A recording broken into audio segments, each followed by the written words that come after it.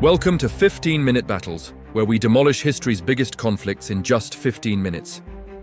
We dive deep into the world's most pivotal military clashes, from the ancient battlefields of Marathon to the complex strategies of modern warfare.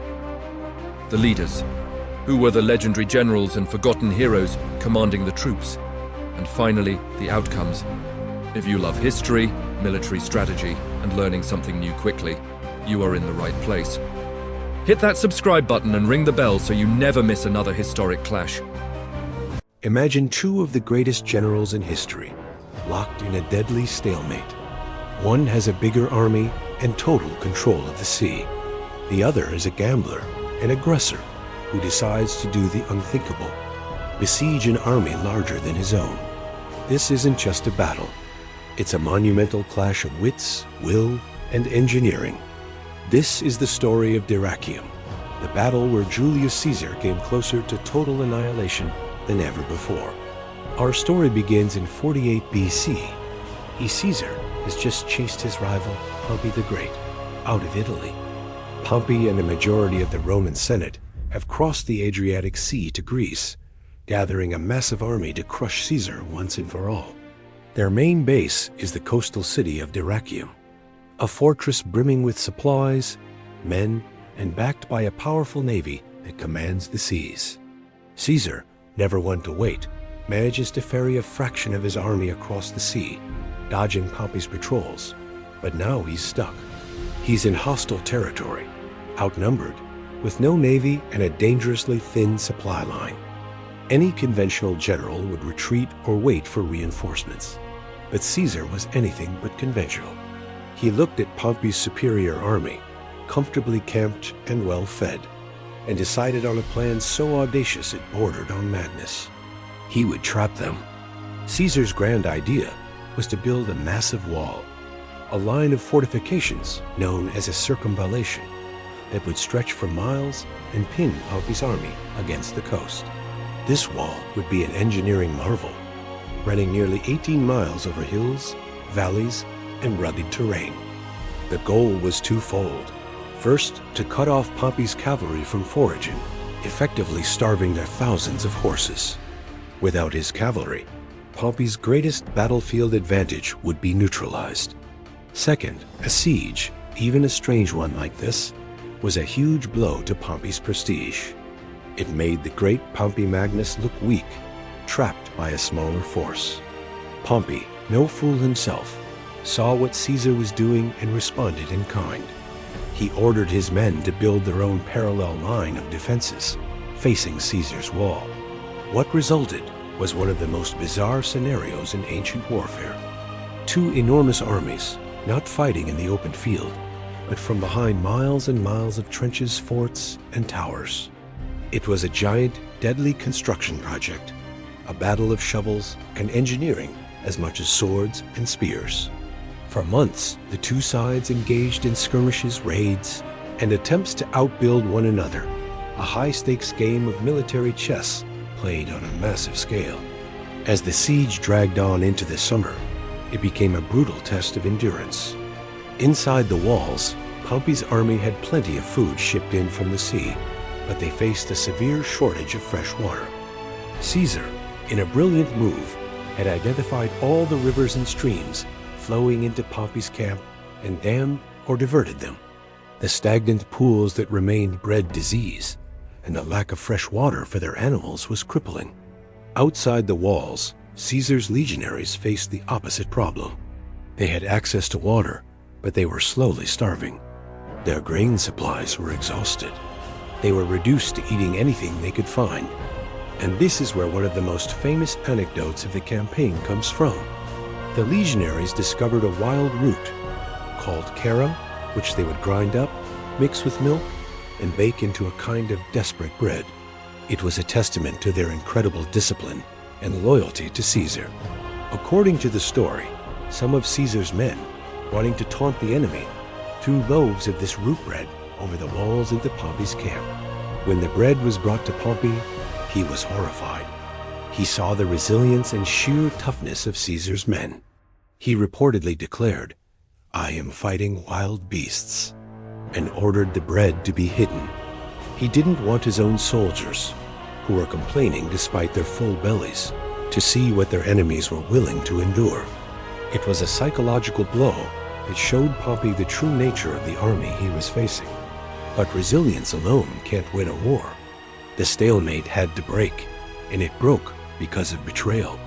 Two high-ranking Gallic noblemen in Caesar's cavalry, men whom Caesar had rewarded with wealth and status, felt they had been unfairly accused of corruption. Humiliated and angry, they deserted. They went straight to Pompey and told him everything. They knew Caesar's army inside and out, its strengths, its weaknesses, and most importantly, they knew the secret flaw in his grand wall.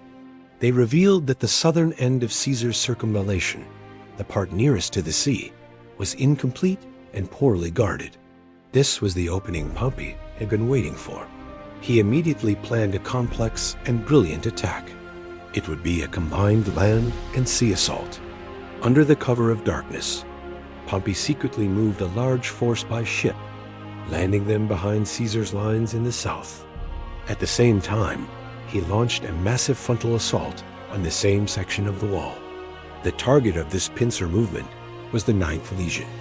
They were caught completely by surprise. Attacked from the front and the rear simultaneously, chaos erupted. The legionaries, confused and overwhelmed, fought bravely but were ultimately shattered. The line broke. Pompey's troops poured through the breach, and Caesar's entire strategy, his months of backbreaking work, crumbled in a matter of hours. When news of the disaster reached him, Caesar rushed to the scene. He saw his fortifications overrun and his men fleeing. In a desperate attempt to salvage the situation, he gathered every available reserve he could find, around 33 cohorts, almost half his army, and launched a massive counterattack. His plan was to hit Pompey's victorious but disorganized troops and drive them back into the sea. But what happened next was a catastrophe. The terrain was a confusing labyrinth. In the months of building and fighting, both sides had constructed numerous walls, ditches, and camps. As Caesar's men charged forward, they got lost in this maze of their own making. Some cohorts followed one abandoned trench, others got stuck in another. Communication broke down. The attack lost all cohesion. Instead of hitting Pompey's forces in a single powerful wave, Caesar's army fragmented into confused, isolated groups. Seeing Caesar's men advancing in disorder, Pompey's troops reformed and charged. The already confused Caesarian cohorts buckled, then broke, then ran. It wasn't a retreat. It was a rout. The panic was infectious. Entire legions threw down their standards and fled for their lives. In this moment of absolute chaos, Caesar himself was nearly killed. He rode into the thick of the fleeing mob, grabbing soldiers, pleading with them, even snatching a standard to try and rally them. But the terror was too great. The men were blind with panic. Plutarch tells us that one standard bearer, in his frantic haste to escape, actually turned and aimed the sharp end of his standard at Caesar, ready to run him through. A bodyguard had to cut the man's arm off to save the general's life. His men were so terrified, they almost trampled him. This was it. This was the closest Julius Caesar ever came to complete and utter defeat. His army was broken, his strategy in ruins, and his life hanging by a thread. The battle was won. All Pompey had to do was press his advantage. His victorious army just needed to charge into Caesar's main camp, and the war would be over. But he didn't. Pompey, ever the cautious commander, hesitated. He saw the chaotic retreat and suspected a trap. He couldn't believe that Caesar's legendary legions could break so easily. Fearing an ambush among the confusing network of walls, he ordered his men to halt and consolidate their position. That hesitation saved Caesar. As he watched Pompey's army stop its advance, Caesar supposedly uttered one of his most famous lines. The enemy would have won today, had they a commander who was a winner. Pompey had the victory in his grasp, but his cautious nature, his inability to seize the decisive moment, cost him everything. The pause gave Caesar the breathing room he desperately needed. He managed to rally what was left of his shattered army. He had lost over 1,000 men and 32 standards, a devastating blow to Roman military pride. His grand siege was a failure. He had been outmaneuvered and decisively beaten. But he was still alive, and so was his army. Knowing he couldn't stay at Dyrrachium, Caesar made a difficult decision. He abandoned the siege and ordered a retreat. It was a perilous march, leading his battered and demoralized army east, deep into the heart of Greece, through the mountains of Thessaly. Pompey was hailed as a victor. His men called him Imperator, the highest military honor. Many of his advisors urged him to return to Italy and reclaim Rome. But Pompey made a fateful choice. He decided to pursue Caesar.